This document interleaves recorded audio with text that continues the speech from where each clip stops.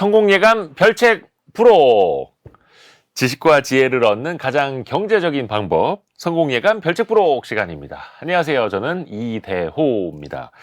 오늘 별책 프로에서 여러분과 함께 읽어볼 책, 세계 지도를 펼치면 돈의 흐름이 보인다인데요. 이 책은 명지대 박정호 특임 교수와 함께 읽어보죠. 안녕하세요. 예, 안녕하세요. 자, 세계 지도를 같이 펼쳐볼까요? 이 책의 저자가 굉장히 좀 특별한 분이라고요. 네, 라디오계의 비주얼을 자랑하는 라디오계 비주얼. 예, 바로 저입니다. 박정호 교수님이 직접 쓰신 책. 예, 맞습니다. 예. 근데 이 책을 보니까 무려 30개국이 들어있더라고요. 예, 제가 이제 출장 다니면서 예. 정례적으로 왕래했던 국가들 중에 조금 우리나라의 중요한 시사점이 있을 것 같은 나라들을 추려서 한 30개국을 넣어서 이렇게 세계의 좀 흐름을 좀 알아보자 하는 취지에서 작성을 해봤습니다. 야, 사실 근데 우리나라가 뭘 배우자라는 측면에서 보면은 뭐 미국, 중국이라든지 뭐 유럽, 이렇게 선진국 몇몇 나라만 떠올렸었잖아요. 네. 그게 아니라 이제 30개국까지 이야기를 하신 특별한 이유가 있을까요? 네. 사실 이제 미국과 중국의 의존도를 점점 우리가 탈피할 수밖에 없는 상황이 돼버렸고, 그리고 실제 그렇게 전개되고 있는 흐름이다 보니까 이제 중국과 미국 이외의 여러 국가들과 어떤 경제적인 교류를 해야 될지 그들의 상황은 뭔지 좀 알아야 될 상황이 왔다 싶어가지고 그래서 한 30개국. 여기선 그래서 미국, 중국, 일본은 뺐습니다. 네. 아, 너무 뻔해서요? 너무 뻔한 건 아니고요. 예. 이유가 두 가지가 있는데요. 네. 미국, 중국, 일본을 넣으려니까 그 세 개 국가만 가지고 한 권 나오겠더라고요. 그래서 그거는 다음번 뭐 후속작이나 적당할 때 하고 네네네. 지금 우리에게 더 큰 시사점을 주거나 더 필요한 국가들은 기타 국가들이다 생각이 들어서 순서를 바꿔서 해봤습니다. 지금 사실 2023년에도 우리나라 GDP 성장률이 1%대에 그쳤고 우리 경기가 좋지 않은 이유 중에 하나가 우리의 최다 수출국이 중국이었는데 네. 중국 경제가 안 좋다 보니까 우리 경제도 같이 좀 부진에 빠진 측면이 있잖아요. 예. 그래서 수출선도 좀 다변화해야 된다라고 하는데 이게 사실 말만큼 쉽지가 않죠. 아, 그럼요. 예전에는 중국 또는 미국 한두 나라만 보면 우리나라 먹거리 한 해 뭐 소득 다 얻었다 이렇게 할 수가 있었거든요. 네. 그런데 이제는 중국이라는 어떻게 보면 대한민국 주식회사의 가장 큰 매출 비중을 차지하고 있었던 중국이라는 나라가 딱 빠졌는데 네. 그만큼의 매출을 벌충하려고 들여다봤더니 이건 딱 다른 한 곳에서 벌충할 수 있는 게 아니라 뭐 인도, 중동, 그 다음에 동남아 이런 여러 국가들에게 십시일반 돈을 벌어야지만 그 빈틈을 메울 수 있는 상황이 돼버렸거든요. 그래서 앞으로의 경제적인 상황은 저는 이렇게들 표현을 합니다. 고차방정식이 된 것 같다. 아, 너무 변수가 많다. 이렇게 표현을 해요. 네. 변수가 많다. 네. 자, 세계 지도를 펼치면 돈의 흐름이 보인다. 이 책을 키워드와 함께 저희랑 같이 펼쳐보시죠. 오늘의 책. 박정호 교수가 쓴 세계 지도를 펼치면 돈의 흐름이 보인다. 이것이 궁금하다. 키워드로 풀어볼게요. 첫 번째 키워드. 엔지니어와 비즈니스맨의 나라. 엔지니어와 비즈니스맨의 나라. 사실 우리가 이제 배워야 할 네. 포인트이기도 한데요. 첫 번째로 나오는 게 타이완입니다. 예, 맞습니다. 이 타이완을 가장 먼저 꼽았던 이유가 예. 우리의 경쟁 국가를 정확히 짚어야 우리가 경쟁력을 확보할 수 있는 방안이라든가 우리의 지금 위치가 정확히 어느 수준인지를 알 수가 있잖아요. 네. 근데 타이완 같은 경우는 한국의 가장 놓쳐서는 안 될 먹거리인 반도체 분야에서 경합을 벌이는 대표적인 나라입니다. 네. 그래서 타이완이 도대체 어떻게 반도체 강국이 됐는지 좀 이 책에서 세부적으로 기술을 했고요. 네. 그 과정에서 타이완에서 지금 어떻게 보면 반도체의 교두보를 갖고 있는 파운드리 분야, 이 파운드리 분야에서 우리나라도 성과를 내기 위해서는 어떤 맥락과 어떤 흐름에서 이걸 육성해야겠구나라는 걸 약간 타산지석으로 삼을 수 있게끔 만들었는데요. 네. 간단하게 내용 소개해 드리면요. 이 타이완은 쉽게 얘기해서 국가 전체가 반도체 산업을 육성하기 위해서 모든 걸 다 그쪽에 포커스했다 이렇게 봐도 과언이 네. 아닙니다. 원래 이렇게 반도체 산업의 주목도를 보였던 가장 큰 이유는요. 1960년대 들어서 슬슬 외국에서부터 원조가 줄어들기 시작한 거예요. 아하. 우리나라도 그렇고 타이완도 그렇고 2차 세계대전 이후에는 미국이나 월드뱅크 등등 이런 해외 원조에 약간 의존해서 성장을 해왔던 게 사실이거든요. 네. 근데 1960년대 들었으니까 이제 많은 국가들이 야, 이제 너희들 이 정도면 됐지 하면서 원조를 잘 안 해주는 거예요. 알아서 한번 살아봐. 그렇죠. 그러다 보니까 타이완도 이제 우리나라랑 똑같이 필요한 석유, 그다음에 필요한 식량. 뭐 참고로 타이완은 산유국이긴 합니다. 산유국이긴 하지만 그래도 그걸로 다 충당되는 건 아니니까요. 이 두 가지를 어떻게든 외국에서 수급받기 위해서 달러를 뭘로 벌 수 있을까? 그리고 우리가 뭘로 먹고 살 수 있을까를 알아보기 위해서 전 세계를 돌아다니면서 타이완계 해외 뭐 동포들 이렇게 네. 설문조사를 한 거예요. 아, 그때 만났던 분이 TSMC의 실질적인 설립자인 모리스 창을 만납니다. 모리스 창. 모리스 창은 텍사스 인스트루먼트라는 회사에서 수석 엔지니어로 근무를 하고 있었었는데요. 그 당시 텍사스 인스트루먼트라고 하면 지금의 삼성전자나 TSMC 또 엔비디아급의 세계 최고의 반도체 회사였거든요. 거기에서 일하고 있는 모리스 창이 뭐라고 얘기했냐면 앞으로 전 세계의 모든 제품은 반도체가 필수적으로 탑재될 수밖에 없는 상황으로 바뀔 것이다. 네. 그래서 우리 대만이 지속적으로 성장하고 높은 부가가치를 창출하려면 반도체 산업을 육성해야 된다라고 얘기를 합니다. 네. 그런데 어떻게 하면 반도체 산업을 육성합니까? 라고 여쭤봤더니 모리스 창이 그 전에는 아무도 하지 않았던 굉장히 독특한 방법의 반도체 비즈니스 모델을 얘기해 주는 거예요. 뭐냐 하고 물어봤더니 이거죠. 내 주변에 이 같이 텍사스 인스트루먼트라는 이 엄청난 반도체 회사를 같이 재직했던 친구들이 있는데 네. 얘네들이 껐떡하면 회사를 그만두고 창업을 하더라. 아하. 그래서 왜 너 창업하니? 물어봤더니 야, 지금 내가 남이 주는 월급 받을 때가 아니야. 이 반도체는 무궁무진해서 지금 내가 창업해서 나가서 뭔가 회사 차리면 떼돈을 벌 수 있는데 내가 미쳤다고 여기서 이 월급 받고 이래? 이러면서 나가더라는 거예요. 그렇죠. 그런데 나간 친구들의 결과가 어땠느냐 살펴봤더니 대부분은 열의 9은 다 망하거나 다시 머리 긁적긁적 하면서 회사로 복귀하더라는 거예요. 아니면 학교로 가거나. 네. 그래서 너 어떻게 된 거냐 물어봤더니 이게 반도체 산업의 특수성 때문에 개인이 창업한 걸로는 도저히 감내할 수 없는 인더스트리라는 게 확인된 거예요. 아하. 무슨 소리냐? 반도체 만들려면 엄청난 장비 들어가잖아요. 그렇죠. 그 돈을 개인 스타트업들이 어떻게 감당합니까? 어렵죠. 운 좋게 투자받아서 그거를 만들 수 있는 설비를 구축했다 하더라도 반도체 산업은 워낙 빠르게 발달하다 보니까 몇 년 지난 뒤에는 그 사놨던 장비가 다 쓸모없어지는 경우로 바뀌어버리는 거예요. 네. 그럼 그 투자를 또 하고 그 투자를 또 해야 되니 이건 도저히 남는 장사가 아니라는 거죠. 그래서 모리스 창이 대만 정부에게 제시했던 방안이 뭐냐면 이렇게 하자.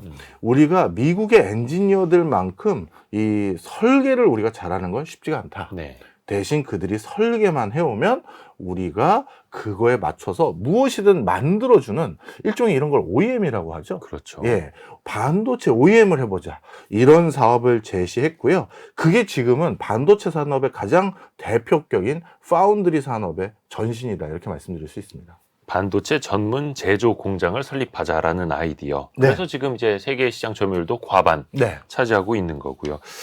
모리스 창 그러니까 엔지니어이기도 했고 최고의 이제 비즈니스맨으로서 어떻게 보면 이제 대만 경기에 초석을 놓은 사람으로 그렇죠. 지금까지도 추앙을 받는 거죠. 또 네. 현지에서는 우리가 이걸 따라잡아야 되는데. 네. 자, 다른 나라를 한번 가볼까요? 아랍에미레이트가 나옵니다. 예. 근데 아랍에미레이트는 뭐 책에서도 써주셨습니다만 최대, 최초, 최고 여기에 많이 이제 집착한다. 맞아요. 그 이유가 있습니다.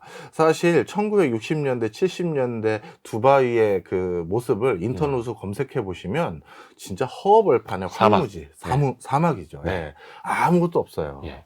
거기에 세계적인 회사들 또는 세계적인 비즈니스맨들 또는 세계적인 많은 관광지를 육성하기 위해서는 네.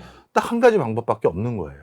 역치 이상의 어마어마한 시설 투자를 하지 않고서는 굳이 거기까지 와서 일을 할 이유가 누구도 없는 거죠. 그렇죠. 이 허허벌판 사목에 뭐가 있다고 내가 거기 가서 회사를 설립하고 애들 키우고 아니면 거기서 내가 비즈니스를 하나 이 소리가 나오잖아요. 그렇죠. 그러다 보니까 많은 사람들이 이 두바이라는 허허벌판 사막을 선호하고 선망하고 찾아오도록 만들려면 뭔가 이전에 누군가가 했던 거와는 비교도 안 될 정도의 시설 투자를 하는 것밖에는 방법이 없다라고 생각을 한 겁니다. 네. 그래서 높은 빌딩을 지을 거면 제일 높이 그 다음에 뭔가 그 테마파크를 만들 거면 제일 크게. 그 다음에 호텔을 지을 거면 가장 비싸거나 뭐 수중 호텔이나 세계 최초로 뭔가 시도해봐라. 그러지 않고서는 우리가 절대 살아남지 못한다. 이게 두바이의 통치자인 셰이크 모하메드의 통치 철학이었고요. 그래서 셰이크 모하메드는 항상 많은 어떻게 보면 세계적인 어떤 건설회사라든가 이런 곳에서 사업 제안하러 올 거 아니겠습니까? 그렇죠. 그럴 때마다 이런 얘기를 많이 한대요. 내 상상력을 자극해봐라. 그래야지만 내가 돈 쓴다. 이런 얘기를 하거든요. 실질적으로 그래서 지금은 두바이가 전 세계의 메가시티가 돼버렸고요. 그렇죠. 아시아를 대표하는 메가시티 몇 군데를 꼽아라 그러면 우리 동북아시아에 있는 북경, 상하이, 서울, 네. 동경, 그리고 인도의 뭄바이, 그리고 중동의 두바이를 꼽을 정도로 셰이크 모하메드의 이런 시설 투자는 어찌 보면 지금까지 성공해 왔다, 이렇게 볼 수 있습니다. 이야, 대단합니다. 그래서 본인의 상상력을 자극을 해야만 더 크게, 더 높이 짓고 그게 또 세계인들의 이목을 끄는 네. 그 효과를 가져온 거고요. 네. 근데 사실 그 아랍에미레이트도 석유가 많이 나와서 자원 부국이었는데 그럼에도 불구하고 차세대를 계속해서 준비하고 있는 거였잖아요. 예, 사실 중동 아라비아 반도에 있는 여러 산유 국가들 중에서 지금까지 확인된 양으로 따졌을 때 석유의 가채 연수가 가장 빨리 고갈되는 나라가 아랍에미리트예요. 그러다 보니까 석유 이후에 우리가 먹고 살 거를 빨리 찾아야 된다라는 어떤 강박이 이런 시설 투자에 반영된 것이고요. 네. 책에도 제가 적어놨습니다만 셰이크 모하메드가 이런 표현을 했어요. 예. 우리 할아버지는 낙타를 타고 다녔고 우리 아버지도 낙타를 타고 다녔는데 나는 벤츠를 타고 다닌다. 그리고 내 아들도 벤츠를 탈 것 같다. 하지만 내 손주는 자칫 잘못하면 다시 낙타를 탈 것 같다라고 얘기를 했습니다. 그만큼 석유 의존도 높은 것을 빨리 탈피하지 않으면 우리 다 큰일 난다라는 어떤 인식이 굉장히 강하게 작용한 그런 엄청난 시설 투자가 아닌가, 이렇게 생각이 드네요. 그렇게 해서 또 변모를 하고 있는 거고, 네. 아랍에미레이트, 뭐 두바이가 상징적으로 보여준 것처럼 다른 산유국들, 뭐 사우디도 그렇고 계속해서 이제 석유 경제에서 벗어나려는 흐름들이 또 제2, 제3의 모습을 또 보여주고 있고. 예, 책에서 그래서 이 얘기를 써드렸던 가장 큰 이유는, 예. 그렇다면 이제 우리가 중국 말고 어디서 또 뭔가 수주받아서 뭔가 일감을 따올 수 있느냐 했었을 때, 중동 지역의 국가들이, 여러 국가들이 지금 경쟁적으로 서로 탈석유 이후에 거점 국가 역할을 하기 위해서 엄청난 시설 투자를 하거든요. 그럴 때 우리가 여기에서 예전에 제2의 중동 특수 같은 걸 누릴 수 있는 환경들이 어떻게 있는지 좀 짚어드렸고요. 네. 책에는 제가 적진 않았습니다만 오늘 별책부록이니까 여기 좀 말씀드리면, 네. 중동의 여러 국가들이 동시다발적으로 시설 투자를 하지만, 그런데 그 과정에서 사회적 인식이라고 해야 될까요? 네. 이런 거는 편차가 굉장히 커요. 예를 들어서 두바이 같은 경우는 실제 우리가 중동 국가에 대한 선입견과 달리 두바이 현지 웬만한 5성급 호텔이나 뭐 그 근처 가면 다 술을 그냥 마실 수 있어요.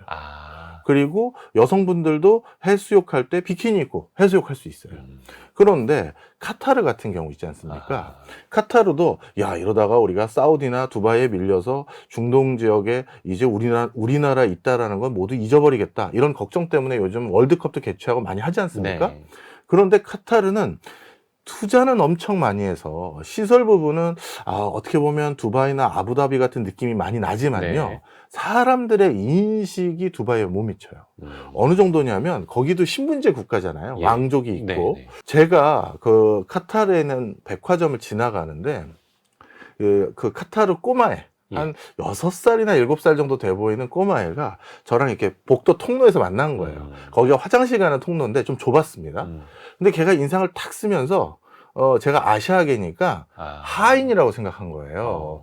그래가지고 감히 나를 막아섰다라고 생각을 했는지, 네. 그 7살 꼬마애가 손을 이렇게 딱 앞으로 가슴팍에 펴면서 옆으로 탁탁 치면서 비키라고? 비켜! 이런 말도 안 해요. 손가락으로 딱딱 비키라고. 자기는 뭐 왕족이고 귀족이고 그렇죠. 막 이러니까 아직까지 그런 인식이 있어요. 그러다 보니까 비즈니스 할 때 굉장히 그런 거는 허들이 되거든요. 그러다 보니까 중동 국가의 그런 여러 일련의 문화적인 모습들, 이런 것도 이 책에는 뭐 사우디랑 뭐 두바이를 넣어서 말씀을 드렸습니다만, 우리가 비즈니스 할 때 그런 문화적 코드도 중요하거든요. 이 책을 집필했던 이유 중에 하나도 그겁니다. 아, 그래서 탈석유하는 국가들 사이에서도 약간 속도의 차이가 나는 그럼요. 거고, 또 문화적 차이도 우리가 느낄 수 있는 거고. 네. 이 중에서 우리가 이제 배울 것만 찾아내면 됩니다. 네, 그렇죠. 자, 이제 유럽으로 갑니다.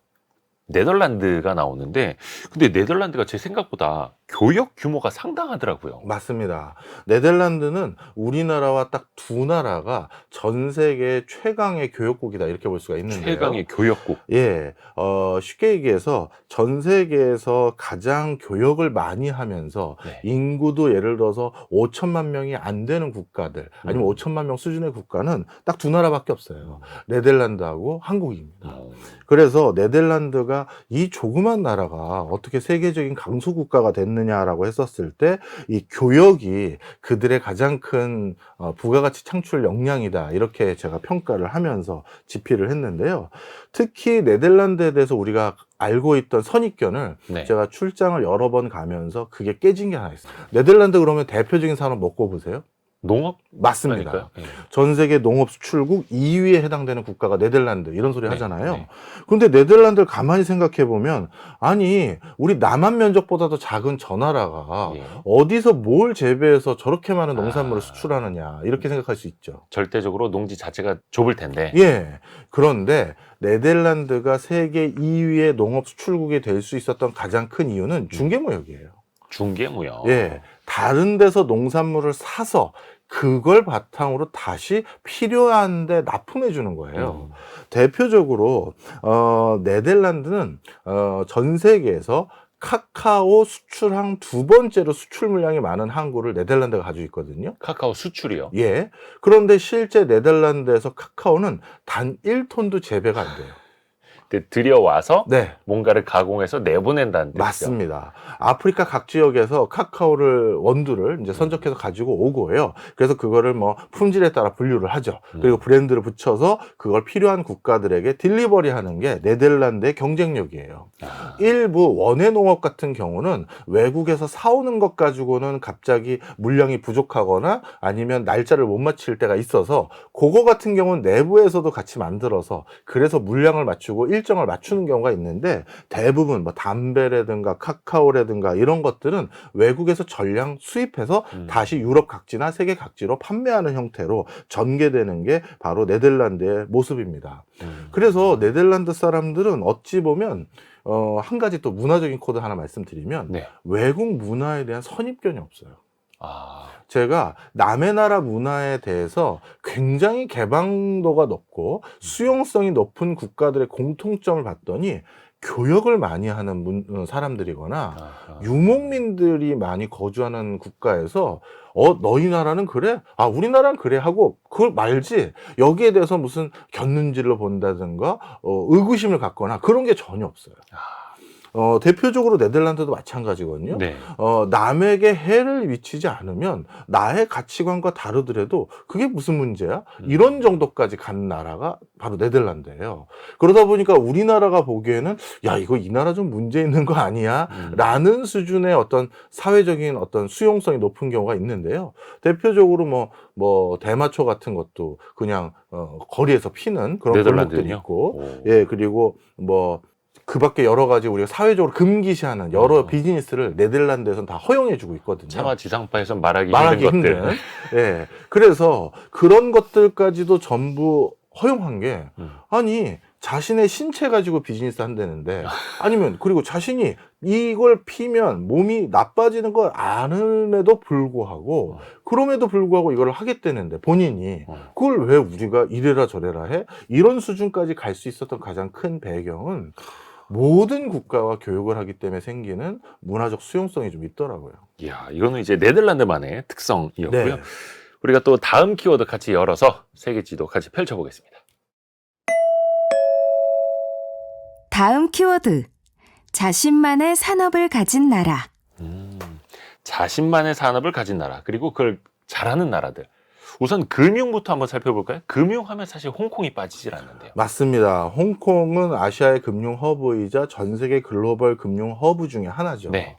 사실 많은 분들이 금융 산업이 발달한 국가 하면 대표적으로 미국을 꼽잖아요. 예, 맞습니다. 틀린 건 아닌데요. 네. 근데 미국의 금융 산업은 거의 과반 이상이 내수에 기반하고 있어요. 아, 워낙 내부에 큰 회사들, 그렇죠. 굵직굵직한 수요처들이 많다 보니까 내부를 중심으로 비즈니스를 하는 것만으로도 충분히 시장 규모가 나오기 때문에 미국은 사실 글로벌 금융 허브라고 볼 수는 없어요. 그러면 글로벌 금융 허브 역할을 하는 곳들은 어디가 있느냐? 바로 영국 런던하고요. 네. 아시아 지역에선 홍콩 등을 꼽을 수가 있습니다. 그래서 홍콩이 진짜 글로벌 금융 허브라고 보시면 되는데요. 이렇게 금융이 발달하다 보면 자연스럽게 그 금융의 서비스를 수용해서 발달할 수밖에 없는 무역업, 또는 여기도 역시 여러 가지 제조업들이 여기에 이제 같이 기반을 둘 수밖에 없는데요. 실제 그래서 홍콩 같은 경우는 과거에는 아시아 헤드쿼터라든가 아시아의 거점 본부를 가장 많이 뒀던 글로벌 기업들이 그런 공간이었습니다. 특히 홍콩에 위치했었을 때는 아시아 교역도 편하게 할 수 있을 뿐만 아니라 중국과의 비즈니스도 편하게 진행할 수 있었던 장점이 있었거든요. 그렇죠. 그런데 2020년 들어서 어떻게 됐느냐? 이제 미국이 탈중국 기조를 본격적으로 강압적인 분위기 속에서 유도하기 시작하면서 글로벌 기업들이 하나하나씩 홍콩을 떠나기 시작합니다. 2020년도에만 홍콩의 헤드쿼터를 이전해서 다른 곳으로 뺐던 회사들이 282개고요. 지난해 같은 경우는 또 254개. 이렇게 글로벌 탑티어의 기업들, 뭐 로레알이라든가 LVMH라든가 다이슨이라든가 이런 회사들이 여기에 있는 사업 본부를 철수 또는 축소하기 시작한 것이고요. 그러다 보니까 홍콩이 과연 옛날 같은 역할을 계속 할 수 있을까라는 의구심이 지금은 있는 상황입니다. 그래서 그 금융 거점을 좀 뺏어오려고 다른 나라들, 특히 네. 싱가포르라든지 그렇죠. 관사 이익을 좀 보기도 하는데, 여기서 우리도 좀 아쉬운 점이 있어요. 우리가 좀 맞아요. 금융허브 규제 측면에서 좀 준비가 되어 있었더라면 어땠을까? 네. 사실 이 우리나라도 금융 산업을 좀 육성해 해야 할 시점이고요. 또 육성하기 위한 노력을 많이 하는데 우리나라에서는 금융 산업을 육성할 때 몇 가지 또 이해도가 좀 떨어진 게 있어요. 이것도 좀 설명을 드릴게요. 네. 금융회사의 팀장이란 직급을 가진 사람하고요. 예. 우리가 제조 분야에서 팀장이라는 직급을 가진 사람의 권한은 하늘과 땅 차이예요. 왜냐하면 금융업이라는 건 세계 경제가 정말 시시각각 급속도로 상황이 변화되다 보니까 팀장이 그 상황을 딱 확인하면 전결권. 갑자기 글로벌 금융위기 터졌어? 뭐야, 코로나19라는 거 터졌어? 그러면 그것 때문에 전부 매도를 때린다든가 아니면 외환을 전부 바꿔놓는다든가 이거를 순식간에 빠르게 대응해야 되거든요. 네. 그러다 보니까 금융회사는 팀장급에게 속칭 엄청난 권한을 줘요. 연봉도 높고요. 연봉도 엄청 높고요. 그리고 그 팀장이 결정한 사항에 대해서 대표이사까지 결재를 받을 필요가 없어요. 근데 이런 거는 우리나라 문화에서는 좀처럼 좀 어렵죠? 수용하기가 어렵죠. 네. 그래서 외국 같은 경우는 물론 그러다 보니까 뭐 엄청난 금융 사고도 터지는 경우도 있습니다만 그렇죠. 통상적으로 이러한 신뢰관계라든가 이러한 모습을 어느 사회에서 수용하지 못하면 그게 금융산업이 발달하기 좀 어려운 부분이 있고요. 그 다음에 사회 전체적으로도 이 금융업이 발달할 수 있는 수용성이 좀 있어야 되는데 홍콩 같은 경우는 일단 공용어가 영어잖아요. 그렇죠. 그러다 보니까 말 그대로 전 세계 금융 회사들이 와서 비즈니스 하기가 너무 수월한 것이 하나 있고 그 다음에 금융은 현지에 가서 비즈니스 미팅을 바로바로 할 수 있어야 돼요. 근데 홍콩의 비행기 편이 어떻게 돼 있냐면 홍콩의 비행기 편이 밤에 예. 그 출항하는 비행기가 많아요. 네네. 그래서 밤에 이륙해서 그 나라 현지에 아침에 도착하는 거죠. 아시아 권역은. 그럼 아침에 딱 도착하자마자 일 보고 다시 비행기 타고 돌아오는 그런 과정으로 전 세계 비행기 노선이 꽤 많이 구축되어 있고요. 그 비행기를 타러 가는 모습도 어떻게 되냐면 홍콩이 아주 특이한 게 네. 아파트 단지 바로 내 동 앞에 택시가 와 있어요. 그래서 가장 고액 연봉을 많이 받는 금융인들에게 시간을 최대한 단축시킬 수 있는 여러 사회적인 어떤 인프라 이런 것들도 많이 깔려져 있기 때문에 이런 것들이 홍콩이 금융산업을 발달할 수 있는 어떤 계기가 됐었죠. 특히 이제 금융산업에서는 거의 시간이 돈과 같은 그럼요. 거니까요. 그런 인프라가 잘 되어 있었다라는 거고요. 다른 나라는 이제 이스라엘로 한번 가보죠. 이스라엘 최근에 안 좋은 뉴스로 좀 많이 나오고 있는 이스라엘인데 여기는 전쟁이 역사적으로도 많았고 그래서 네. 국방 산업이 자연스럽게 많이 발전을 했고 근데 여기서는 창업을 많이 하는 문화가 있다면서요. 네, 맞습니다. 사실 이스라엘 같은 경우는 국방과 창업을 같이 결부시켜 놨어요. 네. 이스라엘은 대학을 가기 전에 군대를 가거나 또 대학과 함께 군대를 복무하는 여러 가지 과정들이 있거든요. 네. 그래서 이스라엘은 국가 안보, 국가의 안위를 제일 크게 걱정하는 곳이기 때문에 군 복무 위주로 모든 것들을 세팅합니다. 그런데 군 복무를 하는 과정에서 단순히 군인들만 많다고 우리가 국가 안보를 지킬 수 있는 게 아니잖아요. 그렇죠.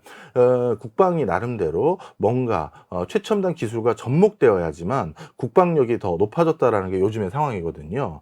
그래서 이스라엘은 어떻게 했냐면 군 복무 시절에 ICT를 비롯한 각종 첨단 과학기술을 접할 수 있는 기회를 전부 다 제공합니다. 군대에서부터. 군대에서요. 그래서 군대에서 중동의 여타 국가들, 이슬람 국가들이 어떤 식으로 지금 대응하고 움직이고 있는지 정보 수집하는 게 중요하잖아요. 네. 그런 정보 수집의 여러 부대들, 그런 부대들에 복무했던 사람들은 그러한 경험을 바탕으로 제대 후에는 전 세계에서 가장 유능한 사이버 보안이라든가 이런 전문가로 활동하는 부분이 있고요. 그 다음에 이스라엘에서 뭐 미사일이라든가 방호막 이런 것들을 구축할 수 있는 역량을 가진 사람들 같은 경우는 드론이라든가 항공우주 분야에서 또 세계적인 또 기술력을 가진 엔지니어로 활용하는 경우가 많아요. 그래서 이런 부대들을 뭐 탈피오트라든가 이런 네. 부대들이 따로 있는데 여기 이공계 출신이다라는 이유만으로 전 세계 뭐 실리콘밸리를 비롯해서 베를린이나 뭐 뉴욕이나 이런 데선 탈피오드에서 사이버 보안 담당이셨다고요? 그러면 무조건 데려갈 정도로 웰컴. 예, 어마어마한 그 어떻게 보면 내공을 인정받는 그런 기회가 되는 것이고요. 그러다 보니까 이런 복무 경험을 바탕으로 세계적인 스타트업에 참여하거나 본인이 직접 투자받아서 스타트업을 차려서 이런저런 것들을 만드는 이스라엘 청년들이 많아요. 네. 그러니까 ICT 분야에서의 어떤 기술력 측면에서 군대에서 지원도 받는 거고 또 뿐만 아니라 여기는 소통하는 문화도 굉장히 강하기 때문에 스타트업도 많이 창업할 수 있는 네. 자연스러운 문화가 녹아든다라고 하고요. 다음 키워드도 같이 한번 들어보시죠. 지금 여러분께서는 주말에만 만나는 성공예감 별책 부록을 듣고 계십니다. 오늘의 책은 박정호 교수가 쓴 세계 지도를 펼치면 돈의 흐름이 보인다. 다음 키워드, 날씨와 자원이 운명을 바꾼 나라. 날씨와 자원이 운명을 바꾼 나라. 우리나라 뭐 날씨는 좋습니다만 특히 자원 측면에서 보면 가장 좀 아쉬운 그렇죠. 대목이기도 해요. 어떤 나라부터 가볼까요? 예, 사우디부터 가볼까요? 사우디아라비아. 예, 사우디는 사실 자원 때문에 어떻게 보면 우리 지구의 네. 의사결정에 일정 지분을 가진 나라가 될 수 있었죠. 네. 그런데 이 빈살만이라는 지금 사우디의 통치자가 가장 크게 걱정하는 것은 전 세계에 있어서 탈석유 기조가 너무 빨라지는 것도 있고요. 그리고 미국의 셰일 혁명이 성공한 뒤부터 미국의 전폭적인 지지와 지원을 못 받고 있는 상황이 돼버렸습니다. 네. 그러다 보니까 이제 사우디도 뭔가 새로운 활로를 모색해야 되는 상황이 돼버렸고요. 그런 과정에서 아직까지 자신이 석유라는 것을 무기로 나름대로 발언력 그리고 의사결정 권한이 있는 지금 타이밍에 많은 글로벌 패권 국가로부터 조금이라도 뭔가 더 얻어내기 위해서 노력을 엄청 많이 하고 있어요. 그래서 중국과도 잘 지내고 미국과도 나쁘지 않게 지내면서 옛날 같은 모습은 또 아니고, 그 다음에 여타 국가들에게도 손을 뻗치는 그런 모습을 하고 있는 게 사실 요즘 사우디의 행보고요. 사우디 요즘 빈살만에 대해서는 제가 뭐 다른 방송이나 워낙 많은 매체를 통해서 말씀을 드렸는데, 요즘 근황 토크, 빈살만 근황 토크 하나만 해드리면, 네. 그 빈살만은 이스라엘과 이란에 지금 점점 냉각기로 접어드는 이 형국을 네. 사실은 내심 바라는 면도 많이 있어요. 왜냐하면 빈살만이 원하는 건 경제적인 교두보를 계속 마련하는 것도 중요하지만, 자신이 국제사회의 오피니언 리더로서의 지위를 계속 갖추는 게 중요하거든요. 그런데 그걸 하기 위해서 본인이 갖길 희망하는 게 핵무기예요. 그런데 이란 같은 경우는 이번에 미국과 화해 모드로 접어들기 시작하면서 미국에게 가장 강력하게 요구하는 게, 우리가 핵 융합 시설 다시 구축하겠다. 네. 그리고 우주 발사체 개발 마저 하겠다. 근데 이게 따로 얘기하지만 이 두 개를 합치면 그냥 그렇죠. 핵미사일이잖아요. 네. 이란은 이걸 요구하고 있고, 이스라엘은 잠정적인 핵 보유국이거든요. 이런 국가들 속에서 야 뭐야, 우리 순위파 시아파의 종주국인 이란이 이렇게 핵무기를 가져간다면 우리 순위파의 종주국인 사우디도 핵무기 있어야 되지 않겠어? 이런 목소리를 내고 싶어하는 그 근거가 요즘 작용되는 거거든요. 그래서 요즘 사우디가 이런 형국에서 취하고자 하는 여러 가지 이권이라는 게 경제로만 바라보면 안 된다, 이렇게도 말씀드려요. 경제로만 바라봐서는 안 된다. 국가 안보랑도 직결이 되어 있는 그럼요. 거고, 그게 또 석유 자원이라는 힘이 남아있는 동안에 최선의 또 결과를 뽑아내려고 하는 거고요. 맞습니다. 자원 부국하면 또 빠지지 않는 나라가 호주 아닙니까? 맞습니다. 땅덩어리 큰데 뭐 인구는 적습니다만 그 어마어마한 자원을 바탕으로 국제적 외교 관계에서 또 힘을 발휘하기도 하고. 네. 우리가 원소 주기율표 상에 있는 예. 대부분의 대부분의 원소를 가지고 있는 나라는 지구상에 두 나라밖에 없어요. 러시아 그리고 호주입니다. 예, 미국은 자국 내에 있는 지하자원을 원칙상 안 캐는 걸 원칙으로 하는 국가 기조가 있기 때문에 미국은 빼고 나머지는 이제 러시아하고 호주밖에 없는데요. 네. 실제 호주는 OECD 3위의 광산물 수출국인데, 그렇죠. 제가 이 호주도 출장을 자주 가면서 호주 관료분 중에 한 분에게 이런 표현을 들었는데, 네. 이게 뭐 자랑하는 거야 뭐야 이런 생각이 들었는데요. 네, 어떤 말씀이신가요? 뭐였냐면, 호주는 참 자원 많아서 좋겠습니다. 네. 도대체 자원이 얼마나 많습니까? 제가 조사했지만 그냥 네. 덕담 차원에서 할 얘기 없잖아요. 밥 먹고 이동할 때 물어봤거든요. 네. 그랬더니 뭐라고 대답을 하셨냐면, 일단 우리 호주는 땅속에 있는 그 지하자원을 예. 캐서 우리 호주 전 국민이 아무 일을 하지 않아도 먹고 살 수 있는 기간이 한 1000년 정도 된다고 하더라고요. 1000년이요? 예. 어마어마하게 부럽더라고요. 와. 예. 대박입니다. 그래서 호주 정부가 사실 호주 국민들에게 일을 엄청 타이트하게 시켜요. 아, 그래요? 왜냐하면 사우디라든가 좀 전에 소개했던 네. 이 여타 국가들, 자원 강국들, 자원 부국들을 받잖아요. 자칫 잘못하면 국민들이 근면성을 상실하고 국가의 여러 혜택만, 수혜만 의존하기가 쉽거든요. 자원 캐는 돈으로 복지만 늘려주면 예. 국민들이 나태해질 수도 있다. 맞습니다. 그러다 보니까 호주는 어느 정도냐 하면요, 세금을 정말 엄청 가져가요. 그래서 제가 다녀봤던 국가들 중에서 한인 교포들도 많이 만나봤거든요. 네. 근데 한인분들 중에서 도저히 맞벌이 아니고서는 살 수 없는 대표적인 나라 하나를 꼽으라면 호주예요. 세금을 워낙 많이 띄다 보니까 자원이 그렇게 많은데도 세금을 그렇게 많이 떼가요? 일하라는 거죠. 그리고 대신 특정 나이까지만 딱 이렇게 일을 하고 나면 그 뒤부터는 그동안 세금 띄어간 거랑 자원 판 거로 남은 노후는 국가가 100% 보장해줘요. 노후는 걱정하지 마라. 예. 야. 대신 일할 수 있는 나이까지는 엄청 근면하게 일해야 돼. 이거는 확실히 주입하는 그런 국가입니다. 야, 뭐 부럽기도 하고 어떻게 보면 이것도 이제 국가가 선택한 미래일 수도 있겠습니다. 지금까지는 우리가 좀 잘 되는 나라들 위주로 살펴봤는데, 지금은 좀 고꾸라진 나라도 있죠. 네, 많이 있죠. 그 중에서 책에서 제가 다뤘던 대표적인 나라가 바로 미얀마입니다. 미얀마요. 예, 미얀마 같은 경우는 사실 미얀마 국민들을 볼 때마다 우리 한국인들과 비슷한 기질이 많다 이렇게 생각이 들었어요. 뭐 근면 성실. 맞습니다. 네. 특히 우리가 동남아시아 국가를 봤었을 때요. 네. 우린 동남아시아 국가라고 해서 그걸 다 같이 아세안 국가 하나로 보잖아요. 그런데 아세안 국가라고 절대 하나로 보면 우리가 거기에 시장에 진출하는데 실패하기 십상이에요. 그 나라들 중에선 이슬람 문화권, 또 카톨릭 문화권, 불교 문화권이 혼재되어 있고 그게 다 같이 공존하는 나라들도 있고요.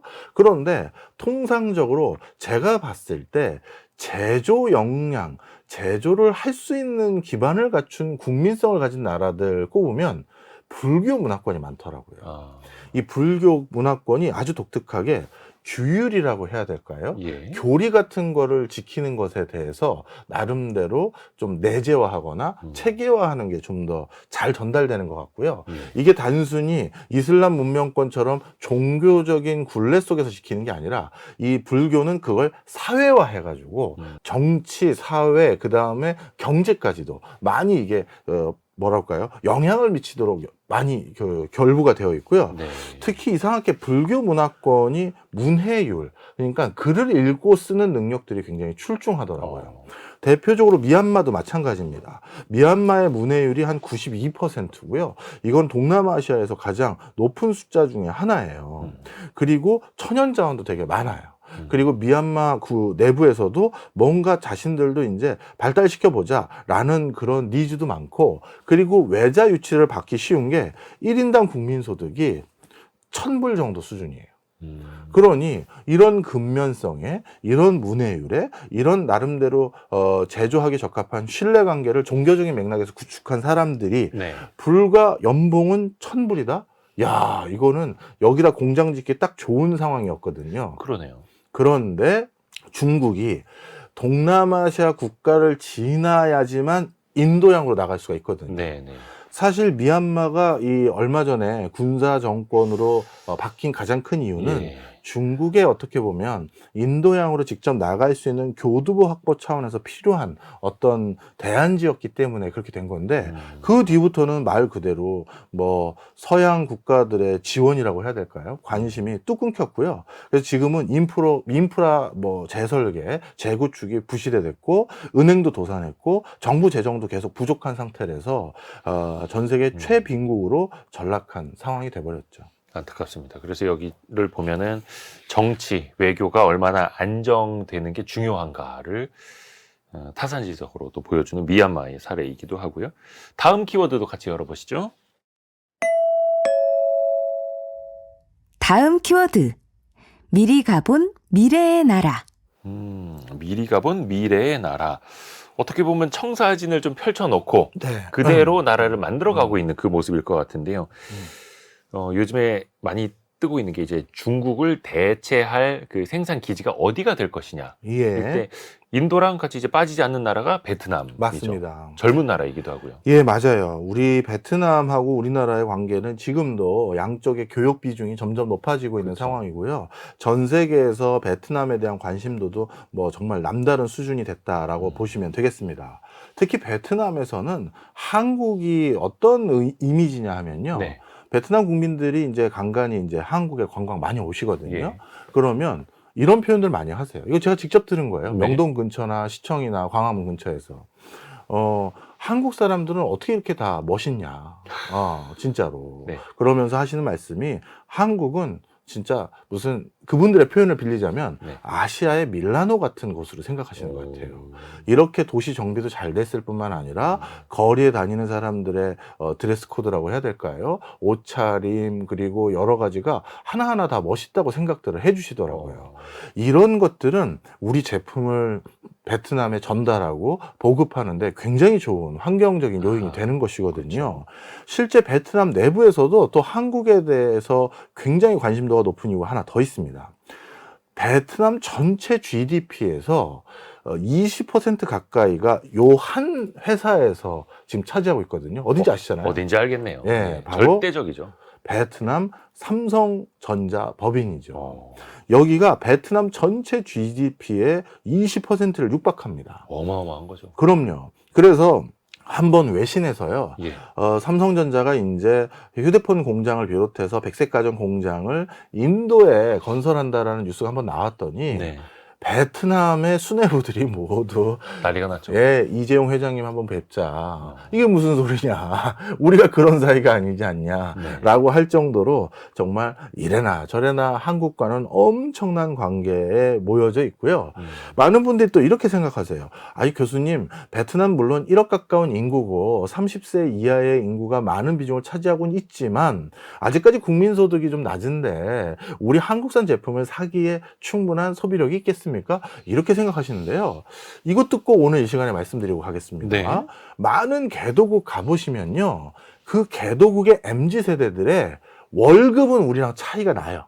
하지만 그들이 점심시간에 마시는 커피 브랜드, 그리고 점심 먹으러 가는 햄버거집, 그리고 그들이 입고 있는 옷, 그들이 즐겨보는 OTT는 우리랑 똑같습니다. 보고 듣는 건 똑같다. 맞아요. 입고 마시는 것도 똑같고요. 아, 그러다 보니까 1억 명의, 그것도 전도 유망한 국가에 가장 소비력이 왕성한 나이대의 국민이 이렇게 많은 곳이라면 우리가 반드시 좋은 관계를 유지해야죠. 그렇죠. 그리고 이쪽에서도 우리나라랑 관계를 돈독하게 하고 싶은 니즈가 많은 상황이고요. 아, 2월 달에도 제가 그래서 베트남에 우리로 따지면 산업통상부 강의를 갔다 왔었거든요. 네네네. 그런데 그때도 현지 상황을 보면 한국에 대해서 정책마저도 벤치마킹을 하려고 애를 많이 써요. 아, 1960년대, 50년대까지만 하더라도 베트남보다 우리가 또 못 살았잖아요. 아, 그런데 지금은 훨씬 잘 사는 저 나라의 경제정책, 우리 어떻게 하는지 우리도 배워보자 하고 질문을 정말 아주 디테일하게, 어떤 면에서는 한 두 분 같은 경우는 한국 국민들보다 우리나라 경제 정책을 더 잘 알더라고요. 예. 또 베트남이 젊은 나라고 평균 연령이 30세가 안 되고 또 근면 성실하기도 해서 미래가 또 주목받는 나라일 수밖에 없는 거고요. 또 하나 이 책에서도 재밌게 다뤄주신 게 나이지리아에 관심을 둬야 된다. 근데 예. 나이지리아의 비트코인 같은 가상자산에 대한 그 국가적인 관심이 높기 때문이다라고 써주셨어요. 예, 책에서는 제가 너무 또 강하게 제 프레임을 넣어버리면 또 오해사기 쉬워서 네. 비트코인은 우리나라에서는 좀 아직까지 네거티브한 면이 많이 있거든요. 아, 근데 최근에 또 그 비트코인이 5만 달러를 넘어서 가지고 그렇죠. 화제가 되고 있죠. 제 책을 미리 읽어보신 분들은 투자를 하셨을 텐데. 자, 네. 이게 참 불편한 진실인데요. 예. 전 세계의 많은 개도국들 중에서는 이미 비트코인을 상용화하는 국가들이 생각보다 많아지기 시작했어요. 과거에는 비트코인은 실질이 없다. 이게 그렇죠. 무슨 쓸모가 있냐. 이런 지적이 많았지 않습니까? 근데 그거는 선진국 입장에서 봤을 때고. 네.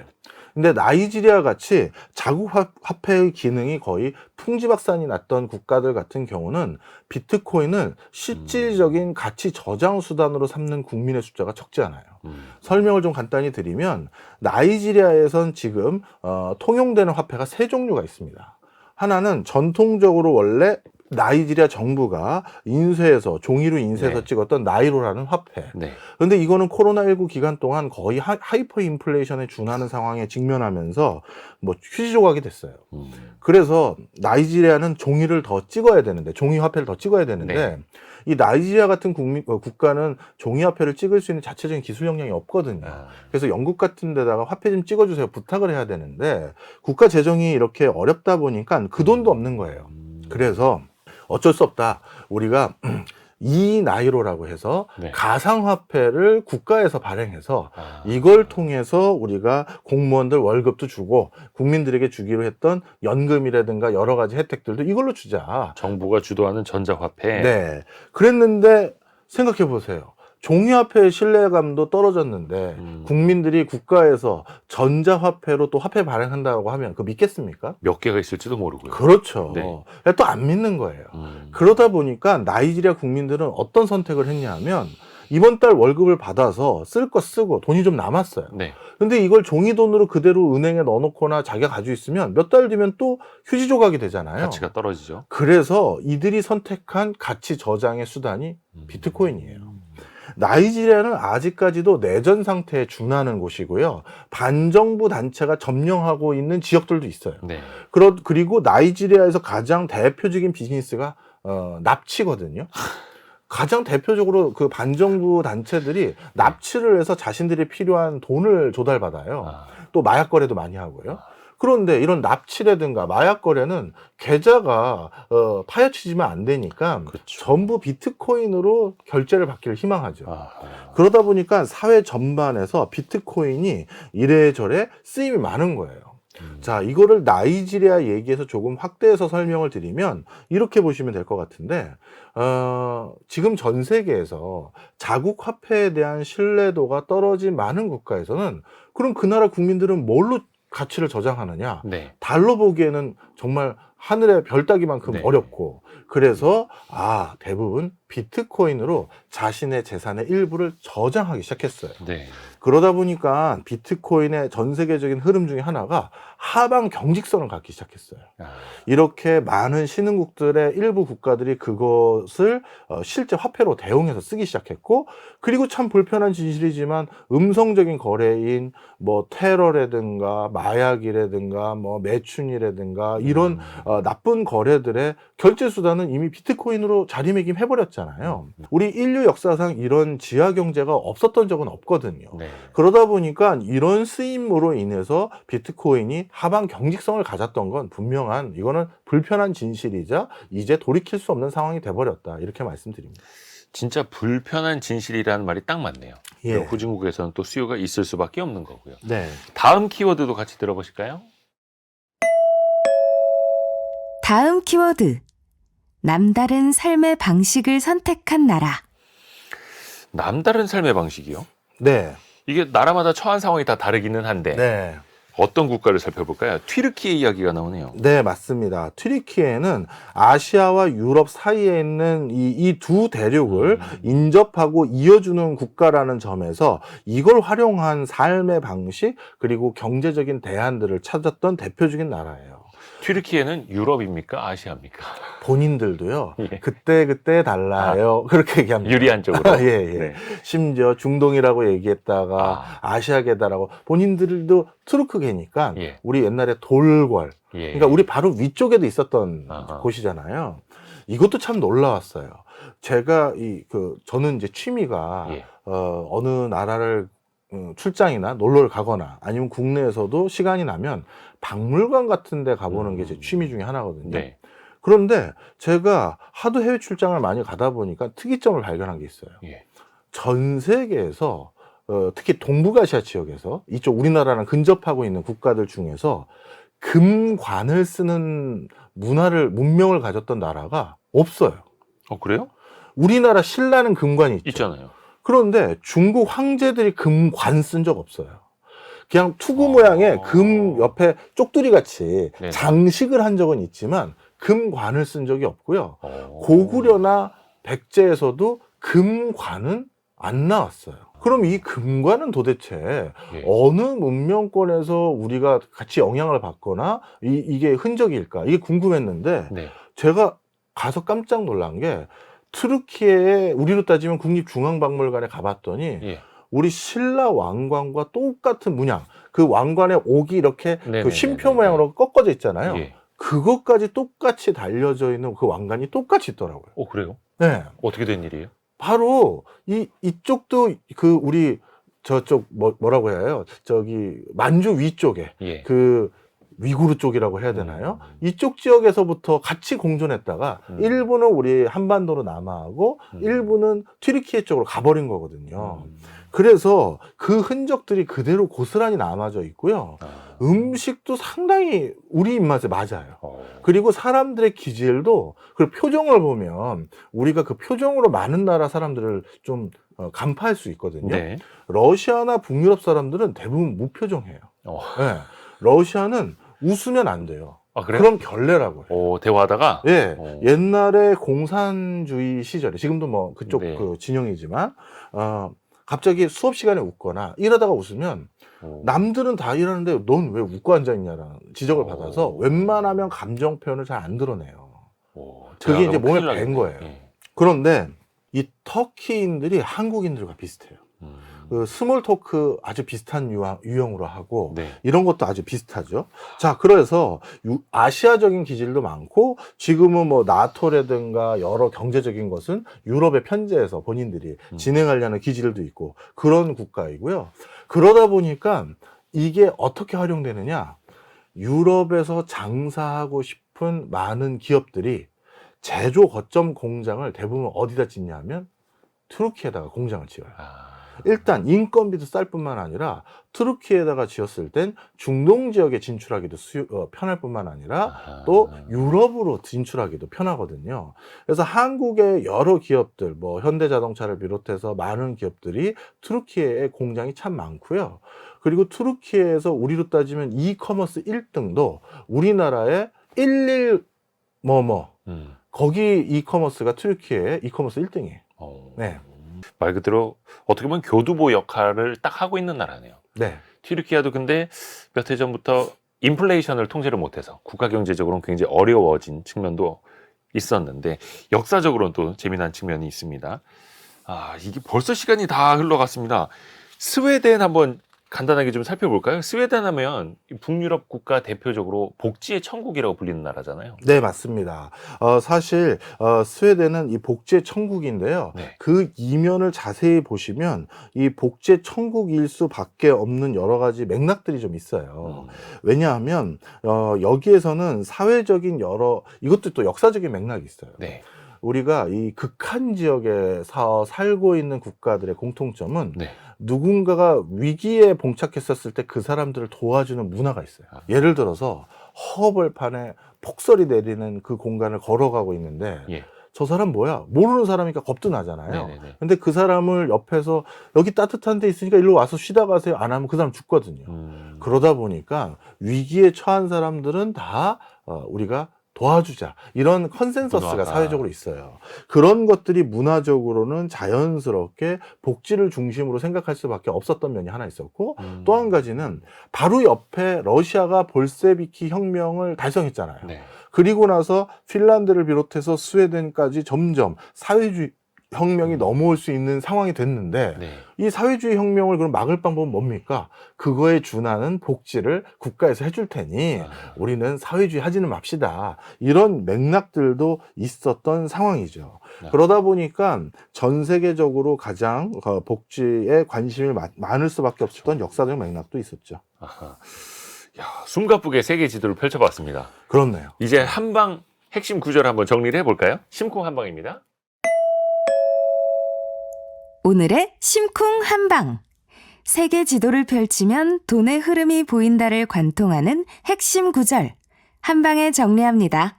우리에게 꼭 필요한 건 국제적인 변화의 흐름을 읽고 대응하는 작업이다. 이를 위해서는 그간 우리가 좀처럼 교류해 오지 않았던 국가들을 먼저 면밀하게 살펴야 한다.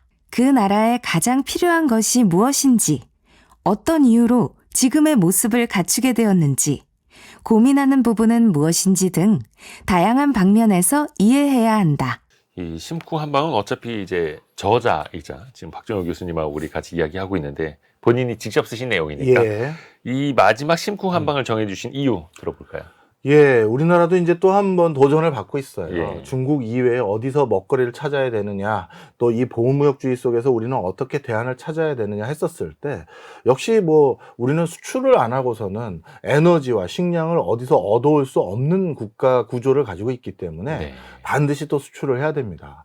그렇다면 이제 여타 국가들에 좀 더 눈을 돌려보자. 이런 맥락에서 이 구절이 제일 중요하지 않을까 생각해 봤습니다. 그래서 우리가 안 좋은 사례는 타산지석 삼고 또 우리가 배워야 할 건 빨리빨리 또 배우고 해서 우리도 뭔가 조금 더 진화하는 그런 국가로 계속해서 이어가야 되겠습니다. 오늘 세계 지도를 펼치면 돈의 흐름이 보인다. 이 책의 저자인 명지대 박정호 특임 교수와 함께 이야기 나눴습니다. 좋은 설명 감사합니다. 고맙습니다. 고맙습니다. 저희가 다음 주 별책부록 시간은요. 이시한 작가가 쓴 똑똑한 사람은 어떻게 생각하고 질문하는가라는 책을 함께 읽어보겠습니다. 별의별 이야기를 책을 통해서 나누는 별책부록 여기서 정리하고요. 다시 월요일 아침 9시 5분에 돌아오겠습니다. 성공예감은 오늘도 여러분을 응원합니다.